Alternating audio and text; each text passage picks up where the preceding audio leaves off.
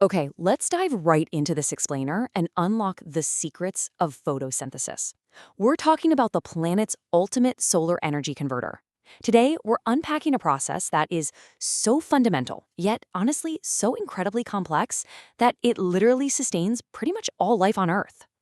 Now, you might be wondering, why are we zooming in on photosynthesis so closely today? Well, it's because this single, silent process is the exact reason we have food to eat, oxygen to breathe, and even the fossil fuels that power our cities. Without it, the sun's energy would just uselessly bounce right off our planet. Plants take that raw solar power and actually package it into life. It's the absolute ultimate transformation. So here's our roadmap for today. 1. Photosynthesis, basis of life. 2. Historical discoveries. 3. Plant's kitchen, the chloroplast. 4. Light and dark reactions. And 5. Pigments, the science of colors. All right, starting off with part 1, photosynthesis, the basis of life. Let's get our definitions straight right out of the gate. Photosynthesis is an anabolic, endothermic, redox process. Sounds like a mouthful, right? But let's break it down. It means it builds food. That's the anabolic part. It absorbs solar energy. That's your endothermic part. And it juggles electrons, which makes it a redox process, to basically spin sunshine into glucose while tossing out oxygen as a byproduct. And here is the master equation. 6 molecules of carbon dioxide plus 12 molecules of water ignited by light energy gives us 1 molecule of glucose, water, and 6 molecules of oxygen. It looks so neat and simple, doesn't it? But this physiochemical masterclass, where water is oxidized and CO2 is reduced, literally took scientists centuries to figure out. Which brings us to section 2, historical discoveries and experiments. Let's look at how this detective story played out. Back in 1774, Joseph Priestley used a bell jar, a candle, and a very lucky mouse to prove that plants restore oxygen to the air. Then, by 1779, Jan Ingenhousz showed that sunlight is absolutely necessary for that to happen.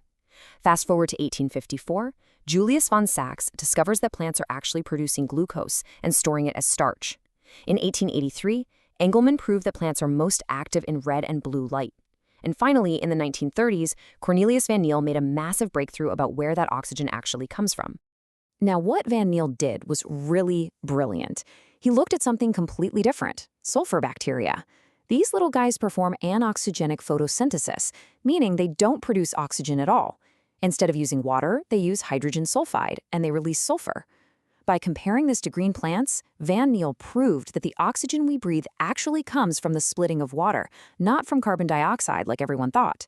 It was a total game changer for our understanding of the chemistry. Moving right along to section 3, the plant's kitchen, the chloroplast. Let's zoom directly into the leaf's mesophyll cells and break down the anatomy of this microscopic kitchen.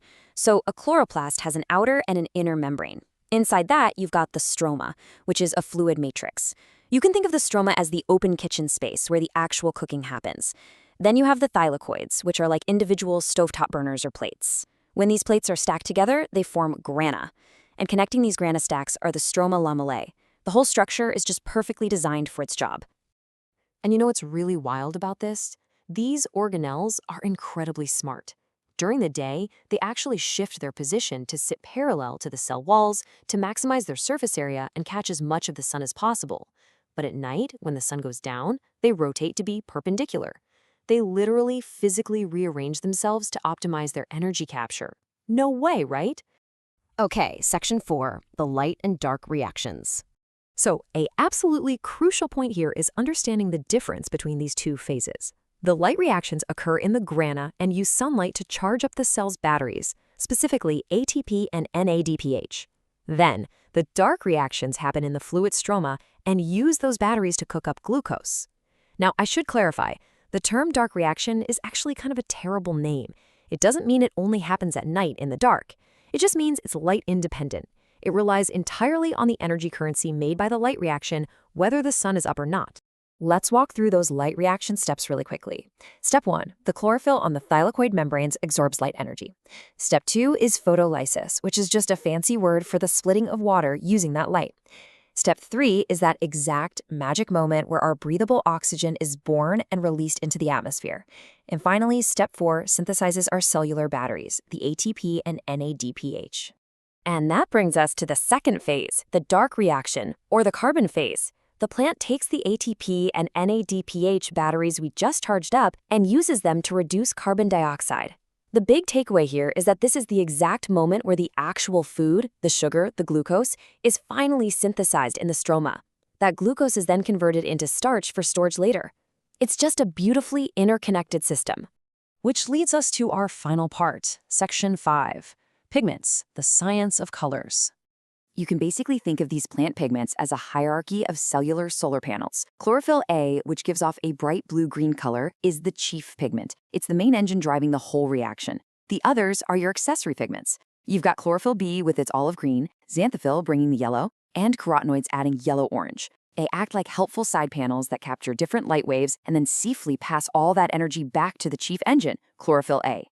And if we look at Engelmann's action spectrum, it's super clear that plants are most productive when they're absorbing red and blue light waves. But look at green light. Notice how low that activity is? That's because plants can't really use green light, so they just reflect it away, which of course is exactly why leaves appear green to our eyes in the first place. So, as we wrap up this explainer, I want to leave you with a bit of a mind bender. Think about this. What invisible, microscopic machinery is running completely silently inside every single green leaf right now, just to keep our entire planet alive? The next time you walk past a simple green leaf, I really hope you remember the incredibly complex factory churning away inside it, catching the sun and literally breathing life into our world. Thanks for joining me today, and keep exploring.